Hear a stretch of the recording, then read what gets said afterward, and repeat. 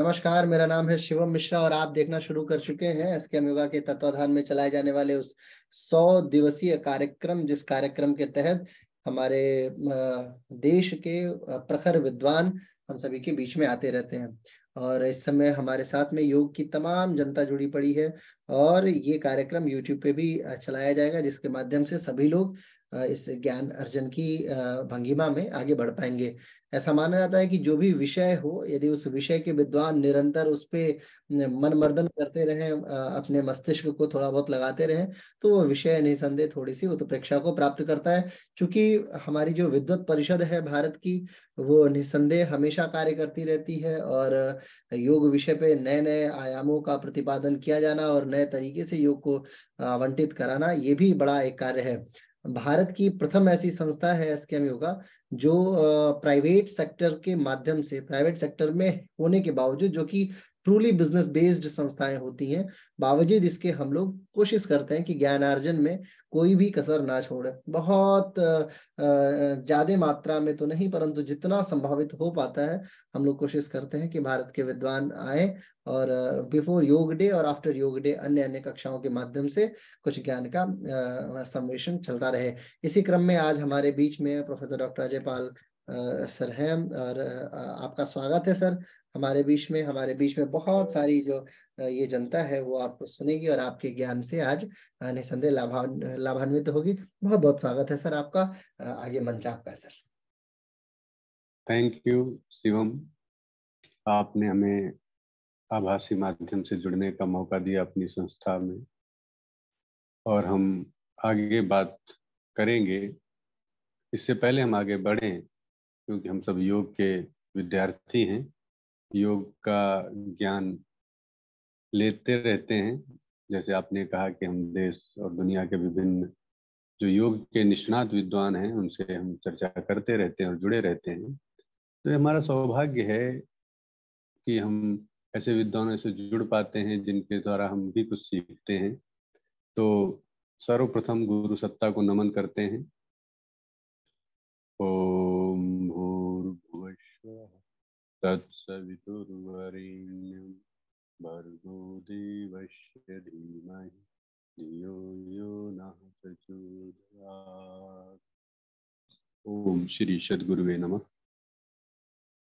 हम सबके मध्य वो सूक्ष्म रूप से उपस्थित रहते हैं और हमें मार्गदर्शन देते रहते हैं विभिन्न विषयों का, विभिन्न समयों पर, समय के अनुसार।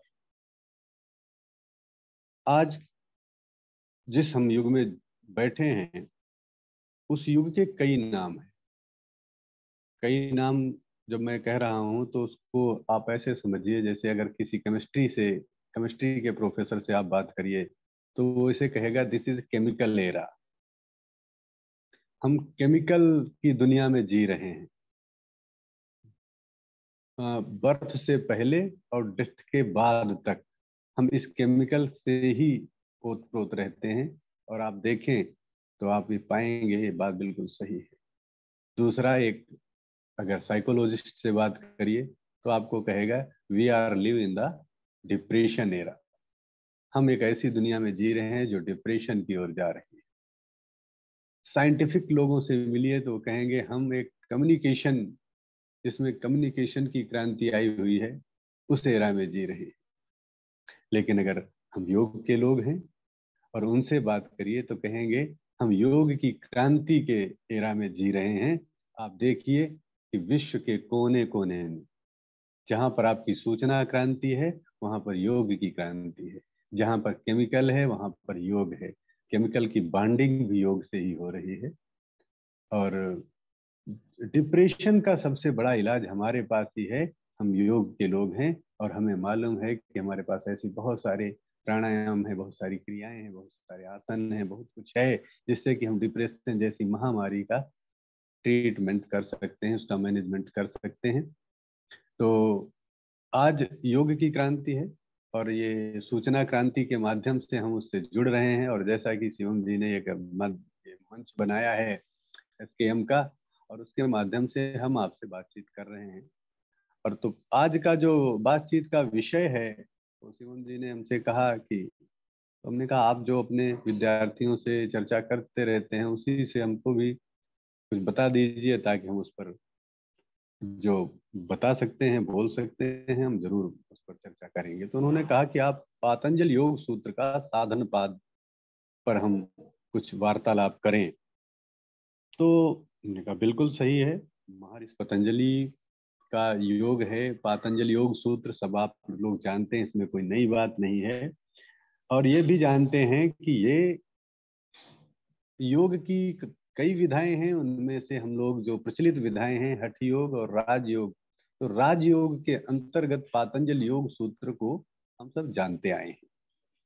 सबसे पहले क्वेश्चन ये आता है कि ये राजयोग और हठ योग, दो योग जो प्रचलित हैं, इनका अगर हम समझना चाहें एक लाइन में कि राजयोग क्या है, तो कैसे बताएंगे कि राजयोग क्या है, क्योंकि बहुत सारी डेफिनेशंस बहुत तरीके से लिखी हुई हैं। लेकिन अगर एक लाइन में जानना चाहें तो राजयोग क्या है, तो राजयोग सीधी सी बात कहता है, पतंजलि ने दूसरे ही सूत्र में लिखा है योग की परिभाषा को, लिखा है योगस चित्त वृत्ति निरोधा, कि वहां पर वो चित्त की बात कर रहे हैं, वृत्ति की बात कर रहे हैं, उनके निरुद्ध होने की बात कर रहे हैं। मतलब, और अगर ऐसा हो जाए तो क्या होगा, योग होगा। और योग किसे कहा गया है, योग महर्षि व्यास के अनुसार कहा गया है समाधि को। महर्षि व्यास सीधे सीधे कहते हैं योग का मतलब ही है समाधि। तो अगर महर्षि पतंजलि ने जो लिखा है योग चित्त वृत्ति निरोधा, तो मतलब क्या हुआ कि चित्त की वृत्तियां निरुद्ध होने पर हम समाधि में प्रवेश कर जाएंगे। तो समाधि, अब पूरा का पूरा पातंजल योग सूत्र अद्योपांत आप अध्ययन करिए और आपको मिलेगा क्या, कि महर्षि पतंजलि ने पातंजल योग सूत्र के एक एक सूत्र को लिखा ही इसलिए कि व्यक्ति समाधि तक पहुंच सके। इसलिए वो हर विधा जो व्यक्ति के चित्त पर, मन पर नियंत्रण करने की बात बताती है, वो राजयोग से संबंधित होती है। राजयोग की डिफिनीशन क्या हुई, कि वो हर विधा, वो हर प्रैक्टिस, वो हर अभ्यास जो हमारे मन पर, हमारे चित्त पर नियंत्रण करने की, उसको कंट्रोल करने की विधा बताए, ज्ञान दे, वो हर विधा क्या है, राजयोग है। तो इसमें महर्षि पतंजलि ने दूसरे पाद का नाम दिया साधन पाद। साधन पाद क्या है, जैसे पहले पाद का नाम है समाधि पाद, उन्होंने बता दिया टारगेट क्या है, लक्ष्य क्या है, गोल क्या है, कौन यहाँ तक पहुंच सकता है। अगर पहुंच जाते हैं आप, आपकी चित्त की वृत्तियां निरुद्ध हो सकती हैं, तो आप जाइए, योग कर हो गया आपको, आपको ज्यादा कुछ करने की आवश्यकता नहीं है। लेकिन अगर हम अपने चित्त पर नियंत्रण नहीं कर सकते, उसकी वृत्तियों को निरुद्ध नहीं कर सकते, उनकी वृत्तियों को डायरेक्शन नहीं देना आता है, तो क्या करना होगा, तो कुछ साधन सीखने पड़ेंगे, कुछ और उपाय करने पड़ेंगे। उन उपायों से हमारी जो क्षमता है, कैपेसिटी है, वो बढ़ जाएगी। कैपेसिटी बढ़ जाएगी तो तब तो कैपेसिटी बढ़ने के बाद तो फिर आपको पता है क्या होता है, कैपेसिटी बढ़ती है तो बहुत सारी चीजें स्वतः मिलती चली आती हैं। तो कैपेसिटी बढ़ी तो चीजें स्वतः मिली। समुद्र की कैपेसिटी खूब सारी है, बहुत सारी नदियों का पानी ऑटोमेटिक मिलता है, इसीलिए कोई रोक नहीं सकता। कितने भी डैम बना लीजिए, अल्टीमेटली पानी पहुंचेगा वहीं, कहाँ, समुद्र में, क्योंकि उसकी कैपेसिटी। तो ऐसे ही महर्षि पतंजलि ने कहा कि साधन, और साधन की जब बात आती है तो हम देखते हैं हमारे पास साधनों का अंबार लगा हुआ है।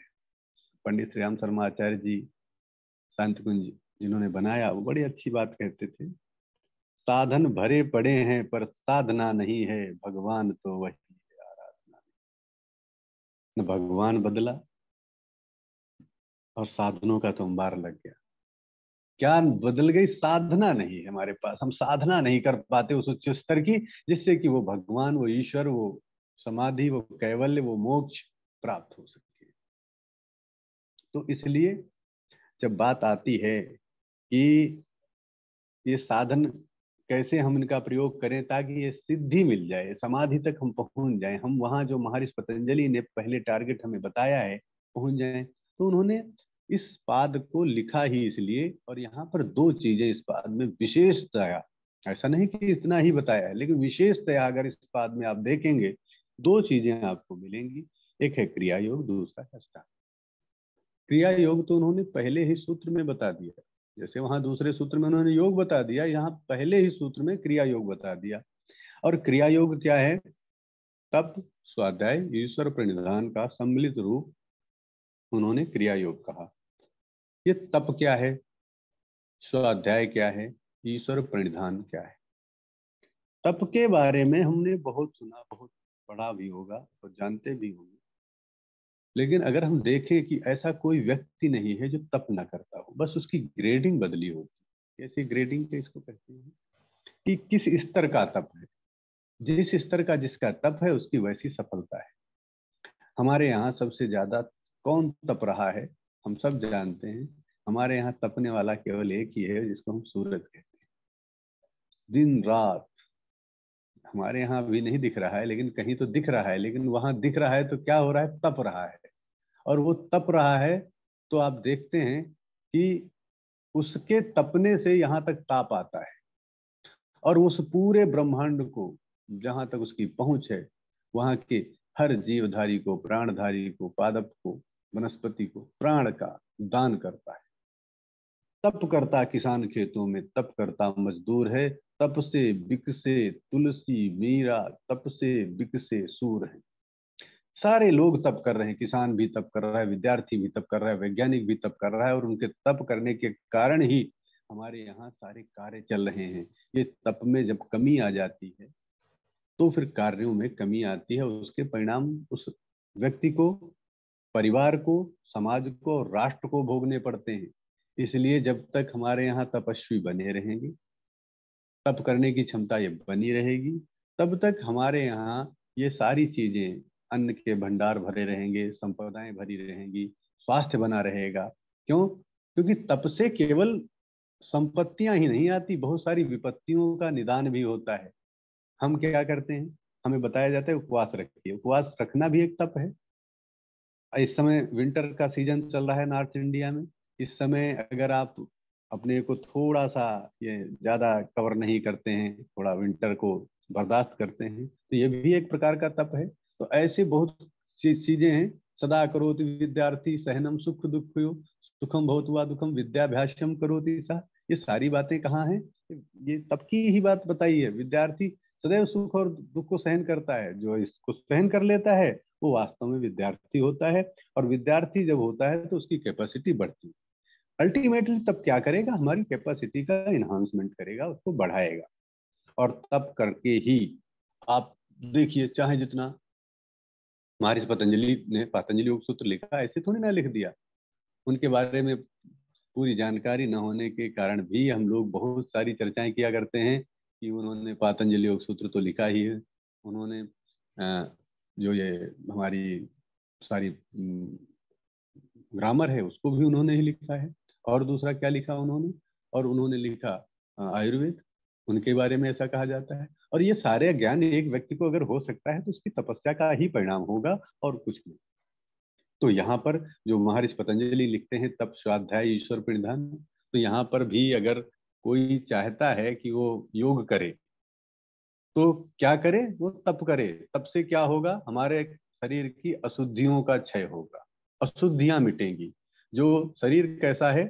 शरीर में बहुत सारी विसंगतियां हैं, बहुत सारे ऐसे विजातीय द्रव्य हैं जिनके कारण इसको बीमार पड़ता है, कमजोर होता है। और उसकी इस बीमारी को, इस कमजोरी को दूर करने के लिए योग के पास बहुत सारी प्रक्रियाएं हैं, जिन प्रक्रियाओं के द्वारा इसे क्या किया जा सकता है, इसे ऐसा बनाया जा सकता है, इतना मजबूत किया जा सकता है। हठ योग की प्रैक्टिस से, षटकर्मों की प्रैक्टिस से, आसनों की प्रैक्टिस से। और ये सारी प्रैक्टिसेस क्या करती हैं? ये हमारी बॉडी के अंदर के गार्बेज को बाहर निकालती हैं, कचरे को बाहर निकालती हैं। जब किसी चीज से कचरा बाहर निकल जाता है तो क्या होता है? तो हम सब जानते हैं आयरन ओर्स धरती से ही निकलते हैं। जब मिट्टी से वो निकाले जाते हैं लौह अयस्क, तो क्या होता है? उनमें इम्प्योरिटी मिली हुई होती है, और इम्प्योरिटी को दूर करने के लिए क्या किया जाता है? उनको तपाया जाता है। तपाने के बाद क्या होता है? इम्प्योरिटी दूर हो जाती है तो क्या बन जाता है? वो फौलाद बन जाता है। इस्पात बन जाता है। उससे क्या बना लिया जाता है? उससे रेलगाड़ी बना ली जाती है, उसकी लाइन बना ली जाती है, और फिर वो रेलगाड़ी, वो लाइन कहाँ दौड़ती चली जाती है। प्लेन्स बना लिए जाते हैं। कब? जब उसको तपा लिया गया तब। पहले पहले नहीं बनाया जा सकता। दूसरा हमने क्या देखा? हमने दूसरा ये देखा कि तपाने के बाद जो हम ड्रिंकिंग वाटर लेते हैं, पीने के काम आते हैं, उसको क्या कर लिया गया? उसको तपा लिया गया। तपा लेने के बाद क्या हुआ? वो डिस्टिल्ड वाटर बन जाता है। क्योंकि वेपर बनती है, वेपर को कंडेंस किया जाता है, डिस्टिल्ड वाटर बनता है। डिस्टिल्ड वाटर को क्या करते हैं? डबल डिस्टिल कर लेते हैं, दोबारा से फिर डिस्टिलेशन प्रोसेस को कर लेते हैं। कैसे करते हैं? तब करके करते हैं। तो उसको फिर क्या होता है उस वाटर का? वो वाटर जो पहले पानी पीने के काम आ सकता था, अब वो सलाइन वाटर बन चुका है। अब इंजेक्ट किया जा सकता है हमारी बॉडी में, हमारे ब्लड में मिलाया जा सकता है। वो हमको हमको क्योर कर सकता है। कब? जब उसमें तप का भाग दिया गया, जब उसको तपाया गया, जब उसमें इम्प्योरिटी उसकी दूर कर दी गई। इम्प्योरिटी दूर करने के और क्या रिजल्ट होते हैं? इम्प्योरिटी दूर करने का और रिजल्ट हम आपको बताते हैं। हम मंदिर जाते हैं, मंदिर ऐसे नहीं कि सुबह जगे और मंदिर चले गए। क्या करते हैं? अपने को प्योर करते हैं। प्योर कैसे करना होता है? हम स्नान करते हैं। स्नान के बाद हमारे यहाँ ही है, आप दिनचर्या पढ़ते होंगे आयुर्वेद में, स्नान के बाद शब्द जुड़ा हुआ है ध्यान। स्नान करिए और ध्यान करिए, स्नान करिए, मंदिर जाइए। तो मंदिर जाने की पहली शर्त क्या है? कि आप प्योरिफिकेशन आपका होना चाहिए, पवित्रता का आवास होना चाहिए। कोई भी पूजा कर्म करने से पहले हमारे यहाँ क्या है? मनसा वाचा कर्मणा, मन से, वाणी से, कर्म से कैसे करना है? पवित्र करना है अपने आप को। पवित्र करेंगे तो आपका कार्य सफल होगा। छोटे छोटे बच्चे घरों में होते हैं, छोटे छोटे बच्चे होते हैं, फीडिंग करते हैं, मम्मी दूध पिलाती है, लेकिन बच्चे कभी कभी टॉयलेट कर दी, कभी नहीं बच्चे ने लेटरिन कर दी, तो बच्चे रो रहे हैं, लेकिन माँ उनको ब्रेस्ट फीडिंग नहीं देगी। कब तक? जब तक उनको धो नहीं देगी, उनको साफ नहीं कर देगी। ये बात छोटी छोटी हमारी माताएं भी जानती हैं। और हम जिस माता की बात कर रहे हैं, जिस माता की गोद में बैठे हैं, वो प्रकृति माँ है, नेचर है। और योग उस नेचर को मानता है, योग ईश्वर को भी मानता है, योग सत्य रज तम को भी मानता है। इसलिए हमारा जो ये शरीर है, ये इसमें इम्प्योरिटी बहुत ज्यादा है। इम्प्योरिटी के कारण, क्योंकि इसका जो उत्पत्ति है वो भी इम्प्योरिटी से हुई है, इसलिए इसमें इम्प्योरिटी है। और इसको प्योर करने का काम भी हमारा ही है। इसलिए तप कैसे? तप करके क्या होता है? इसकी अशुद्धियों का क्षय किया जाता है। जैसे मैंने अभी बताया, पानी से मैंने अशुद्धि निकाल दी, हमने लोहे की अशुद्धि निकाल दी। तो अशुद्धि निकालने के बाद उसकी उपयोगिता बढ़ जाती, शरीर की भी उपयोगिता बढ़ जाएगी। नास्ति योगात परम बलम, महाराज गैरंड लिखते हैं, योगा, योग से बड़ा कोई बल नहीं है। लेकिन वही लिखते हैं, उसी बुक में लिखते हैं कि ये शरीर कैसा है? ये शरीर मिट्टी के घड़े के जैसा है। मिट्टी का, कच्ची मिट्टी का घड़ा। कच्ची मिट्टी का घड़ा कैसा होता है? बहुत कुंभकार उसको बड़े आराम से उठाता है। ऐसा नहीं कि कहीं उठा के फेंक दिया, नो, बड़े आराम से उठाता है। कब तक? जब तक उसको पका नहीं लेता, तब तक। तो योग अग्नि से, जैसे हम लोग पढ़ते आए हैं, न तस्य रोगो जरा न मृत्यु, श्वेता श्वेतर उपनिषद में लिखा है ये श्लोक, न तस्य रोगो जरा न मृत्यु। किसको? जिसका शरीर योग अग्नि से जल चुका हो। तो वहां पर भी लिखते हैं, नास्ति योगात परम बलम, योग से बड़ा कोई बल नहीं। लेकिन कब वो बल काम आएगा? जब आप इस शरीर को योग की अग्नि में पका लेंगे, तब वो बल काम आएगा। तो यहाँ पर जो तप की बात कही गई, ये तप इसीलिए कहा गया कि ताकि हम उस तप से इस शरीर की अशुद्धियों को दूर करें, इसकी कमियों को दूर करें, इसकी इम्प्योरिटीज को दूर करें, इसको प्योर बनाएं। और प्योरिटी की बात कुछ और होती है। जब प्योरिटी की बात आपको पता है, सोने की प्योरिटी 24 कैरेट से नापी जाती है, हीरे की प्योरिटी नापी जाती है।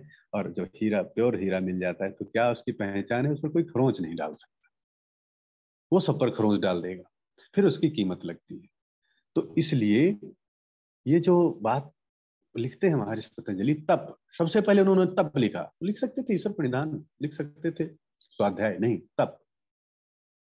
क्योंकि बिना तप के आप न तो स्वाध्याय कर सकते हैं, क्योंकि स्वाध्याय करने के लिए भी तप चाहिए। आप पढ़ने बैठते हैं और अक्सर आपको ये शिकायत रहती है कि हम सो जाते हैं। क्यों सो जाते हैं? क्योंकि वास्तव में स्वाध्याय ऐसे नहीं होगा। स्वाध्याय होगा जब आप उसको अच्छी तरीके से बैठेंगे, पढ़ेंगे, तब जाके स्वाध्याय हो पाएगा। आप लेट कर पढ़िए, सो जाएंगे आप। तो स्वाध्याय करने के लिए भी तप चाहिए, और ईश्वर प्रणिधान के लिए तो बहुत बड़ा तप चाहिए। तो तप सब में इन्वॉल्व है। इसीलिए महर्षि पतंजलि ने, क्योंकि जो फर्स्ट नंबर होता है, पहला व्यक्ति चंद्रमा पर कौन पहुंचा तो आप सबको मालूम है, दूसरा कौन पहुंचा ये थोड़ा आपको जोर देना पड़ेगा दिमाग पर। क्यों? क्योंकि सेकंड का उतना वैल्यू नहीं है, तो फर्स्ट पे है उसका बहुत वैल्यू है। क्या वैल्यू है? तब फर्स्ट पे आया है, तब का बहुत वैल्यू है। और हमने उसको बताया कि क्या वैल्यू है, कि इससे हम अपनी इम्प्योरिटीज को दूर करिए, प्योरिटी लाइए। प्योरिटी जिसमें आ गई, फिर एक बार अपनी प्योरिटी सिद्ध कर दीजिए इस समाज में।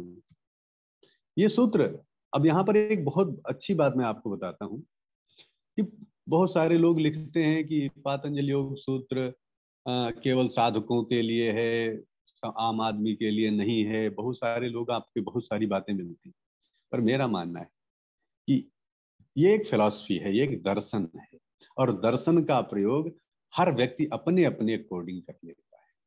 क्योंकि दर्शन का मतलब ये है आप देखते किस एंगल से हैं। देखने का एंगल एक नहीं अनेक होते हैं, आप किस एंगल से देखेंगे उस एंगल से वो चीज दिखाई देगी। तो इस एंगल से आप देखने का प्रयास करिए कि अगर हम यहाँ से, महर्षि पतंजलि ने जो कहा कि तप को अपने जीवन का अंग बनाइए और प्योरिटी को सिद्ध करिए, प्योरिटी एक बार आपने सिद्ध कर दी तो क्या होगा?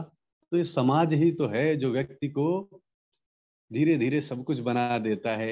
एक पार्षद से एक प्रधानमंत्री तक की यात्रा यह समाज के द्वारा तय कराई जाती है। और वे लोग जिन्होंने अपनी इस प्योरिटी को सिद्ध कर दिया कि यस ये खरा सोना है, खरा सोना है, तो खरा सोना बनने के लिए तप का सहारा लीजिए।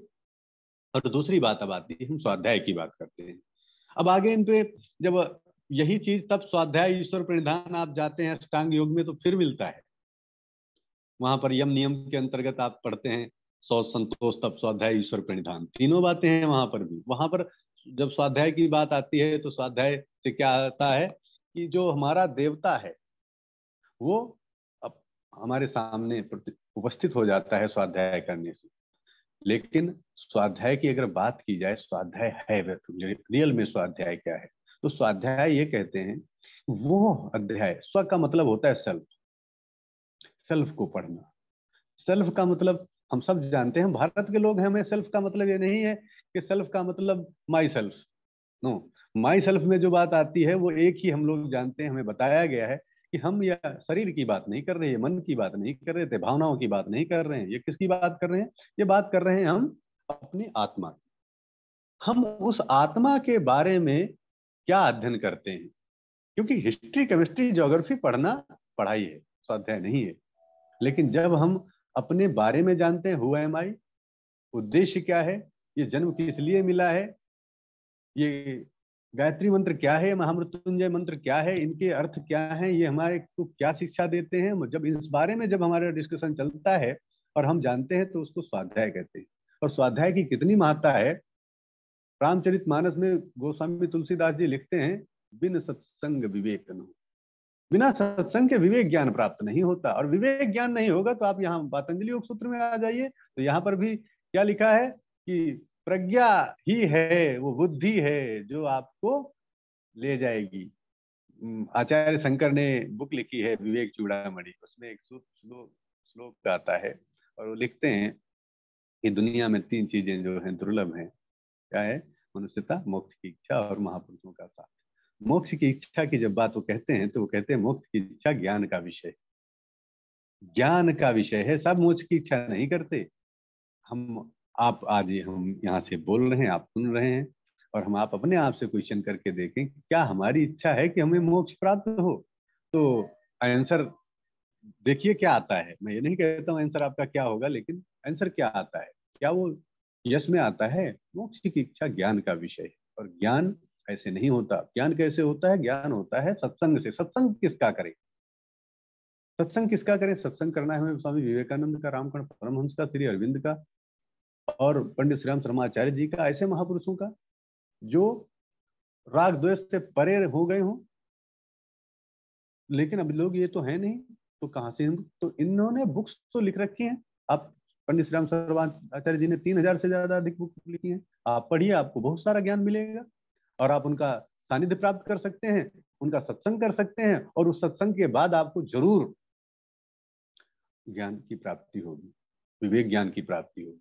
विवेकानंद को पढ़िए, आचार्य शंकर को पढ़िए, श्री अरविंद को पढ़िए, तो आपको क्या, ये जब पढ़ेंगे तो ये स्वाध्याय कहा जाएगा। और इससे स्वाध्याय से क्या होगा, वहां पर भी आपको एक लगन जो आपको ले जाएगी, आपको मार्ग दिखाएगी किधर जाने का, कि हमें जाना किधर है, हम जा किधर रहे हैं। आज सबसे बड़ी समस्या ये है, आज सबसे बड़ी समस्या ये है कि हमारे पास सब कुछ है, हम विश्व की 5वीं सबसे बड़ी अर्थव्यवस्था बन चुके हैं, और जितनी बड़ी अर्थव्यवस्था बनते हैं या जितने बड़े आप होते जाते हैं, रिस्पॉन्सिबिलिटी उतनी बड़ी होती जाती है। तो सबसे बड़ी अब रिस्पॉन्सिबिलिटी ये है कि हम अपने आचरण को सही रखें।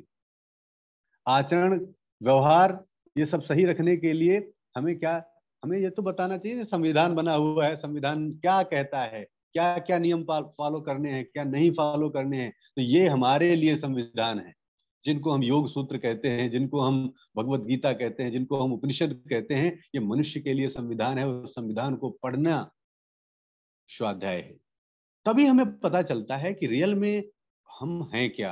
अदरवाइज स्वाध्याय न हुआ, सत्संग ना हुआ, तो आदमी पता नहीं उसका होता है क्या।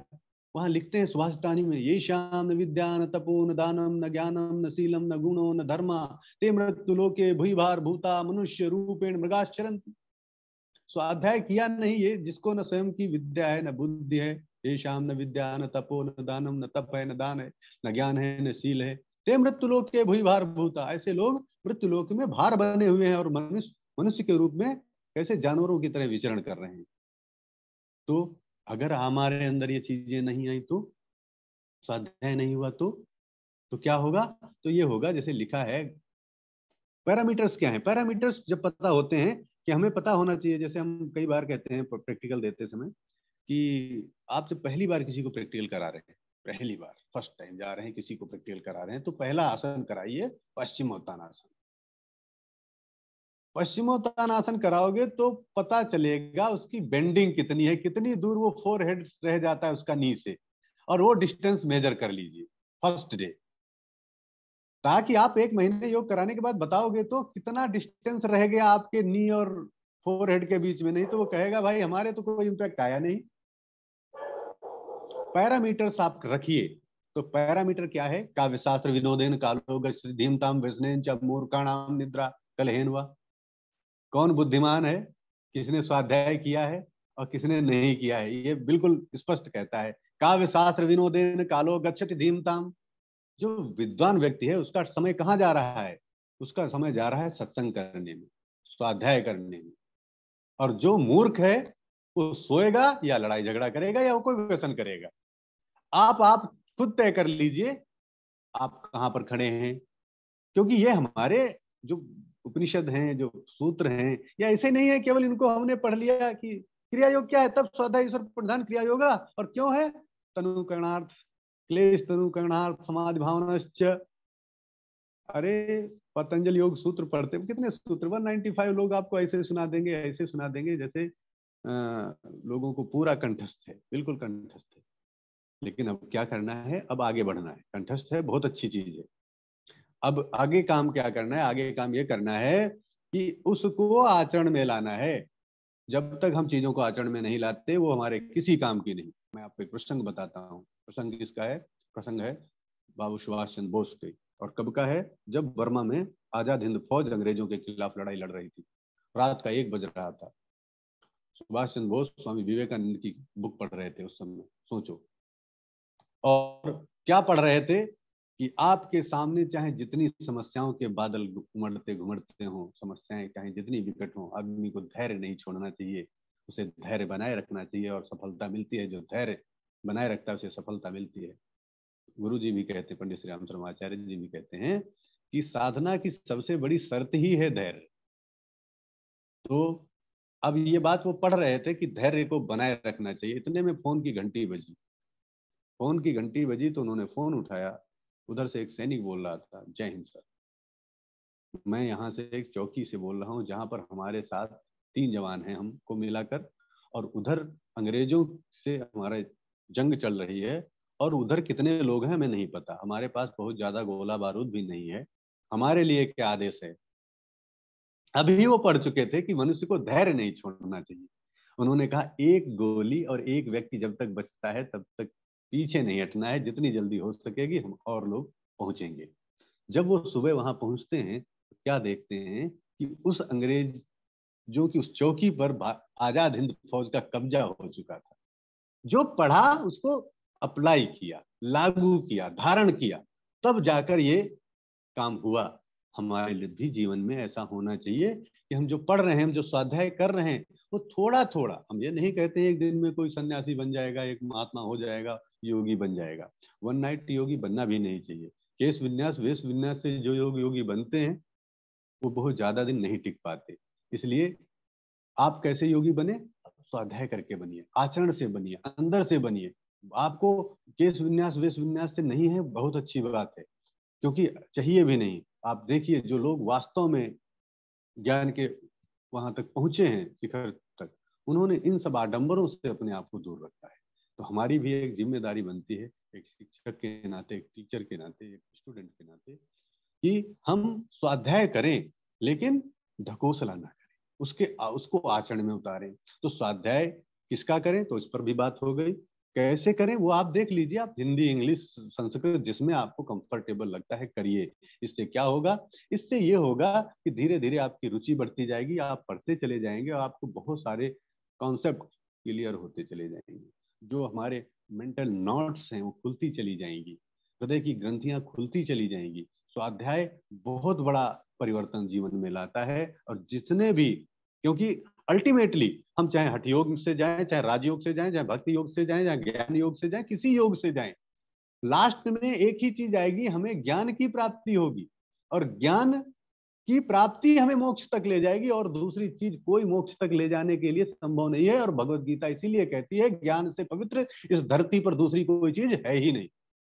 ज्ञान से पवित्र इस धरती पर कोई चीज है ही नहीं। इसलिए व्यक्ति को ये ध्यान देना चाहिए कि उसको अपने ज्ञान को सदैव, और ज्ञान को बढ़ाने के लिए सबसे पहले इसलिए तप आया, दूसरा आया स्वाध्याय, तीसरी, क्योंकि मनुष्य की क्षमताएं सीमित हैं। मनुष्य की क्षमताएं सीमित है। क्षमताएं कैसे सीमित है मैं आपको बताऊं। बहुत सारे लोग बहुत बार बहस करने लगते हैं, आपसे भी करते हैं, हमसे भी करते हैं, और होने भी लगती है।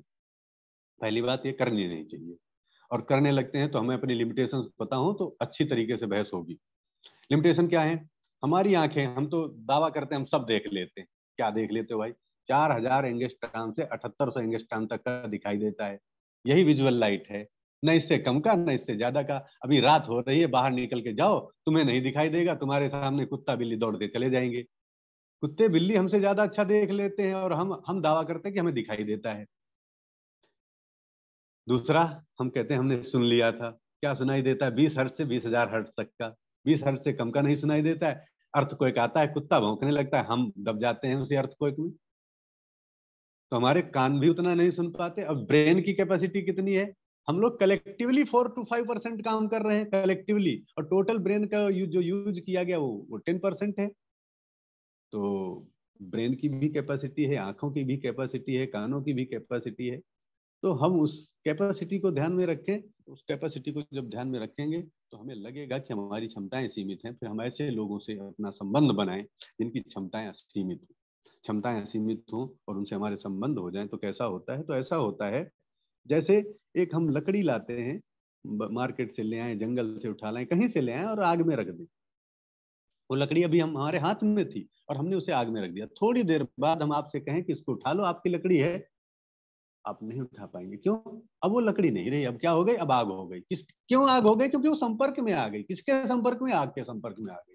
तो ईश्वर परिधान क्या है? हमारा संपर्क उस सत्ता से हो जाता है जिसके पास सब कुछ है। तेरी एक बूंद के प्यासे हम, तो ज्ञान का सागर है। तो वो सागर है, हर चीज का, दया का सागर है, ज्ञान का सागर है, विद्या का सागर है। और उससे अगर हमारा संपर्क हो जाए तो क्या होगी? हमारी क्षमताएं बढ़ जाएंगी। जो बूंद समुद्र में मिल जाती है तो बूंद बूंद नहीं रहती, वो समुद्र हो जाती है। तो ये बात ईश्वर परिधान के रूप में है। जब हमारी तप हमारा स्वाध्याय जब हमारा काम ना आए तो हम क्या करें, छोड़ दिया, तेरा तुझको अर्पण क्या लागे मेरा, शरण गए प्रभु राखी हैं सब अपराध विसार। ये सारी चीजें हमने पढ़ी हैं और भगवत गीता में लिखा भी है, माम एकम शरणम ब्रज अहम ताम सर्वपापेभ्यो मोक्षयिष्यामि शुचा। बस मेरी एक शरण में तो आजा, कहे तो मैं शरणागत हूँ, शरण गए प्रभु राखी हैं सब अपराध विसार। ये सारी बातें आप हम पढ़ते लिखते रहते हैं और यही बातें क्या बता रही हैं कि स्वाध्याय करिए। स्वाध्याय करने से हमें ये ज्ञान आएगा कि हमारी क्षमताएं हैं तो हम ईश्वर की शरण में जाएंगे। ईश्वर की शरण में जाएंगे तो ईश्वर हमारी वो सारी अपूर्णताओं को पूर्ण करेगा। ईश्वर क्या करेगा? समाधि क्या है? समाधि अगर देखा जाए समाधि क्या है, इस पर हम थोड़ा बताते हैं आप। इंडिविजुअल की सत्ता, हमारी सत्ता इंडिविजुअल की सत्ता है और हम परमात्म सत्ता से, चेतन सत्ता से, जिसको हम चेतन सत्ता कहते हैं, पुरुष कहते हैं, साफ पुरुष विशेष ईश्वर, जिसको ईश्वर कहा गया, उस तक पहुंचना चाहते हैं। तो हम ईश्वर की चेतना नीचे नहीं आएगी, हम अपनी चेतना को ऊपर उठाएं, अपनी चेतना को ऊर्ध्वगामी करें। कैसे करें? हाइड्रोजन होती है, सब हल्की गैस है, तो हल्की गैस अगर किसी बैलून में भर दी जाती है तो बैलून ऊपर उठता है। हम इस तप के माध्यम से अपने आप को प्यूरिफाइड करें। प्यूरिफाइड करेंगे तो क्या होगा? हमारा हल्कापन आएगा, हम हल्के हो जाएंगे और हल्के हो जाएंगे, हमारी चेतना प्यूरिफाइड हो जाएगी तो धीरे धीरे उठेगी, ऊपर की तरफ उठेगी। कैसे उठेगी? अभी हम क्या हैं? हम एक मानवीय चेतना है, हमारे अंदर कैसी मानवीय चेतना है? मानवीय चेतना है। फिर वे चेतना कैसी हो जाएगी? थोड़ी और महान चेतना होगी, महान आत्मा होगी, तो हम कहते हैं ये आदमी महात्मा है। और महात्मा जब और अच्छा कार्य करता है तो हम कहते हैं देवता आत्मा है, देवतुल्य व्यक्ति। और जब देवतुल्य व्यक्ति महात्मा हुआ, देवात्मा हुआ, फिर वही आत्मा कैसा हो जाता है? परम आत्मा हो जाता है, तो परमात्मा का समकक्ष उसे मिल जाता है। तो हमारी चेतना जो नीचे है उसको परमात्म चेतना के बराबर लाने को क्या कहते हैं? समाधि। समाधि हम लोग, आप एक शब्द सुनते रहते हैं हमारे समाज में, समधि।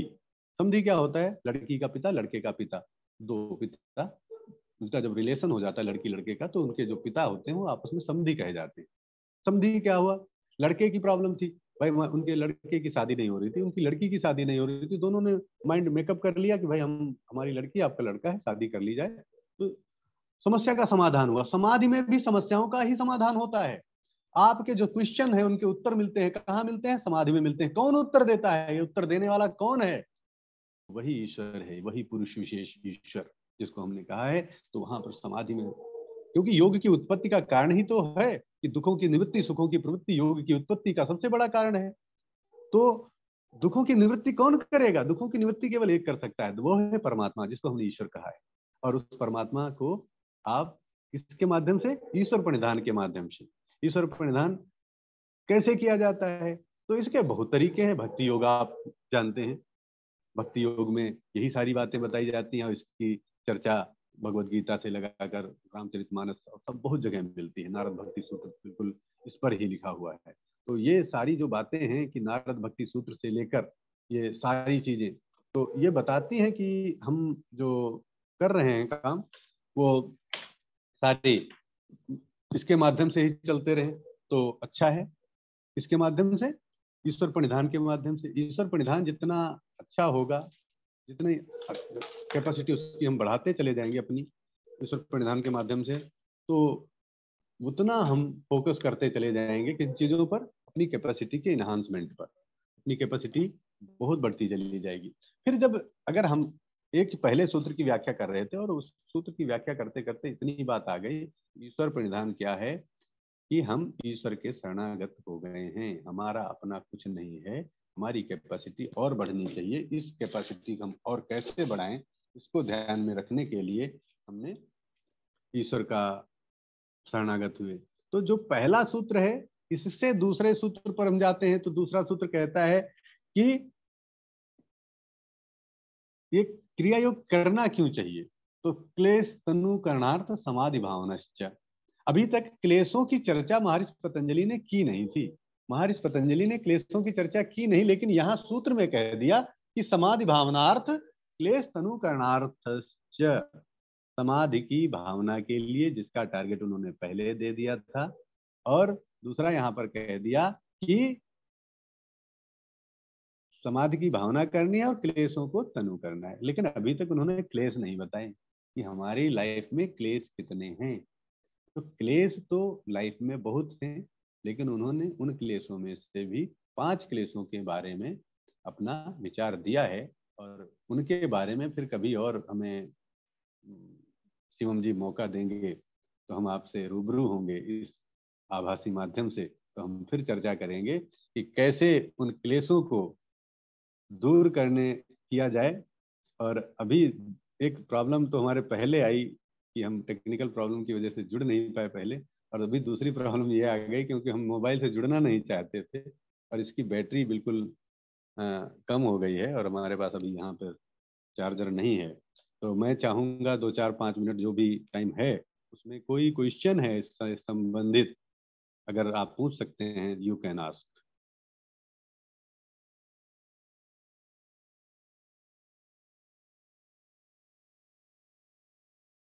किसी को कोई प्रश्न पूछना है तो आप पूछ लीजिए। मुझे लगता है सर कभी आपने कभी जिस क्या क्या क्या से लगता है कि वन वे कम्युनिकेशन था सर, आप तो बोलते गए हम सुनते गए नहीं नहीं और सर, ऐसा हमें नहीं है। पूछने। बच्चे मुझे व्यक्तिगत मैसेज भेज देते हैं। और अभी एक मैसेज मेरे पास आया है चैट बॉक्स में ही, इसी जूम के माध्यम से। एक बच्चे ने मेरे से कहा है कि सर ये जो आपने अभी बात कहा कि आगे वाले लेक्चर को कंटिन्यू करेंगे, तो हम लोग वो लेक्चर सुनने के बाद ही प्रश्न पूछते हैं। ये अच्छा, अनम्यूट नहीं हो रहा, बच्चे कह रहे हैं सर अनम्यूट नहीं हो रहा, क्योंकि मैंने सेटिंग ऐसी कर दी है सर कि वो अनम्यूट नहीं कर पाएंगे। हाँ, अब आप जी लोग जी अनम्यूट कर सकते हैं। अब आप कोशिश कीजिए, एक बार अनम्यूट कर पाएंगे आप सभी लोग। हो रहा है क्या? मैंने सेटिंग्स ठीक कर दी, एक बार चेक कीजिए। हाँ सर, यस सर। सर, ये मेरा प्रश्न है कि हम स्वाध्याय इस जीवन में नहीं कर पा रहे हैं। आजकल की समस्या सबसे ज्यादा यही है कि स्वयं का अध्ययन हमें क्या करना, हम दूसरों से जाके पूछ रहे हैं और हमें हमारी पसंद नहीं पता है कि जीवन में क्या करना है क्या नहीं करना है। अगर किसी ने बोल दिया जी उत्तर सर। अखंड ज्योति। आप एक काम करिए मैडम, कुछ नहीं करना है। सोने से पहले एक पृष्ठ, इसमें 70 पृष्ठ की आती है, आप केवल एक पृष्ठ सोने से पहले पढ़ लिया करिए। ज्यादा मैं नहीं जी कहूंगा, केवल एक पृष्ठ, 5 मिनट लगेगा आपको। ओके इतना सर। टाइम निकालिए। Okay sir. ये आपके घर तक पहुंच जाएगी। अगर आपको कोई दिक्कत हो तो आप शिवम जी के माध्यम से हम तक पहुंच सकते हैं और हम आपको इसका सब्सक्रिप्शन दिलाने में मदद करेंगे। ये क्या है अखंड ज्योति? अखंड ज्योति मैं बताता हूँ आपको इसके विषय में ना, इस चर्चा को परिपूर्ण हो जाने दीजिए। अखंड ज्योति जो है वो गायत्री परिवार के द्वारा चलाई जाने वाली एक ऐसी पुस्तक है जो हमारे भी गुरुजी ने लिखा। मतलब हमारे भी गुरुजी हैं और कई हजार लोगों के गुरुदेव हैं, और मैं इसी संस्थान की प्रोडक्ट हूँ। आपके समक्ष इस समय मैं खड़ा हूँ। देव संस्कृति विश्वविद्यालय ही हमारा आदर्श विश्वविद्यालय रहा है। तो वहां से प्रकाशित एक ऐसी पुस्तक है जो बेसिकली, इसका केंद्र मथुरा है, शांति कुंज है, हरिद्वार जिसे बोलते हैं, और मथुरा में भी है। तो युग निर्माण योजना मथुरा से और शांति कुंज से अखंड ज्योति, ये 2 किताबें प्रकाशित होती हैं। आप सर awgp.org, ये हाँ, सर ये तो यहाँ AWGP पे जाके गोमती आप, नगर में भी इसका वो है। हाँ हाँ, गोमती नगर में है, लखनऊ में है। लखनऊ में आईआईएम के पास में भी है, अगर आप आईआईएम के पास जाएंगे। जी सर, इसमें जाके ले सकते हैं वहां से हाँ हाँ क्या? हाँ हाँ। आप ऑनलाइन ले महाराष्ट्र में सकती हैं। कहाँ ऑल वर्ल्ड, मिलेगा? Madam all Maharashtra Maharashtra world में में कहाँ गायत्री मिलेगा? परिवार, एक मिनट सुन लीजिए, ऑल वर्ल्ड गायत्री परिवार की वेबसाइट पर जाइए, ऑनलाइन सब्सक्रिप्शन ले सकते हैं। इसका हिंदी इंग्लिश दोनों में है और आप ले सकते हैं वहां से। हाँ हाँ, जो उसको, डॉक्टर साहब, डॉक्टर साहब को प्रणाम। मेरा एक सवाल था। योग प्रणाम। फिलॉसफी हम लोग सुने, और आसन से क्या इसका तात्पर्य है? आसन फिर हम क्यों करते हैं? जब फिलॉसफी में सब उलझन हमारी दूर हो जाती है तो फिर आसन की क्या भूमिका है और राजयोग की जरूरत है? जी जी जी, बहुत बढ़िया क्वेश्चन है। देखिए सर, मैं अभी वहां तक पहुंचा नहीं, हम तो यहाँ पर थे कि जब हम तब स्वाध्याय ईश्वर परिधान की बात कर रहे थे। ग्रेडिंग की बात है डॉक्टर साहब, ग्रेडिंग में ही सब कुछ है। अब आप अच्छी ग्रेड के व्यक्ति हैं तो आपको जरूरत किसी चीज की नहीं है, बस आप ध्यान करिए, सीधे समाधि में प्रवेश करिए। और हम एक ऐसे एरा में जी रहे हैं जहां पर हम चाहते तो हैं कि हम समाधि तक पहुंचे, लेकिन हमारी मेंटलिटी वैसे ही नहीं है। तो हम जो कर सकते हैं, क्योंकि हमारा अहंकार भी तो हमें प्रेरित करता है कि करो करो, हम शरणागत होना नहीं चाहते, हम खुद करना चाहते हैं। इसलिए जो करना चाहते हैं वो आसन से शुरुआत करें और खूब मेहनत करिए, आपको धीरे धीरे प्रोग्रेस मिलेगी, लेकिन मिलेगी। जी सर। सर आपकी बैटरी भी इस समय लो हो रही है और मैं नहीं चाहता कि फोन जी। आपका बंद हो, और निसंदेह हम लोग आगे आपको सुनना चाहेंगे। मैं आपसे बहुत जल्द अनुरोध करूंगा, आगे बहुत सारे स्पीकर्स की लाइनअप है, जिस भी दिन ये सौभाग्य मिला आपको वापस सुनने का, तो निसंदेह हम लोग सुनने की कोशिश करेंगे। और अन्य वो लोग जो अखंड ज्योति सब्सक्रिप्शन से संबंधित बात कर रहे हैं, खासकर महाराष्ट्र की जो टीम जुड़ी पड़ी है इस समय, आप लोगों को मैं बता दूं, मुंबई में अभी अश्वमेध यज्ञ कराया जाना सुनिश्चित है। तो अश्वमेध यज्ञ होता है, उसके विषय में भी मैं थोड़ा बहुत आपको बताऊंगा क्या होता है, और फिर आप लोग उस यज्ञ में जरूर पार्टिसिपेट कीजिएगा। आप वहां जाएंगे, बाकी सारे मार्ग गुरुदेव वहीं पे खोल देंगे आपके लिए। आप बिल्कुल निसंदेह थोड़ा सा समय दीजिए और पेशेंस रखिए, इस विषय में आपको जानकारी दी जाएगी। बहुत बहुत आभार गुरुदेव, आपकी उपस्थिति हमें गौरवान्वित कर रही है, और ये गौरव का क्षण मुझे लगता है ऐतिहासिक होगा, जब जब आगे आने वाली पीढ़ियां योग दर्शन से संबंधित विषयों का अनुसरण करेंगी, उन अनुसरणों में आपका भी नाम बहुत क्या कहते हैं प्रेम से लिया जाएगा। कई सारे शिष्य सर जिनको मैं नहीं जानता था, वो भी इस समय जुड़े हुए हैं, आपके पढ़ाए हुए बच्चे हैं। मोरारजी देसाई में जब आप कार्यरत थे तो उस समय के कुछ छात्र हैं जो इस समय आपको देख रहे हैं, और प्राउडली दे आर सेइंग कि हम गुरुजी के शिष्य हैं। ऐसे 2-4 बच्चे हैं जिनका संदेश है मेरे पास में, तो उनकी तरफ से भी मैं आपको शुभकामनाएं प्रेषित करता हूँ। बहुत बहुत आभार सर, धन्यवाद। धन्यवाद। धन्यवाद।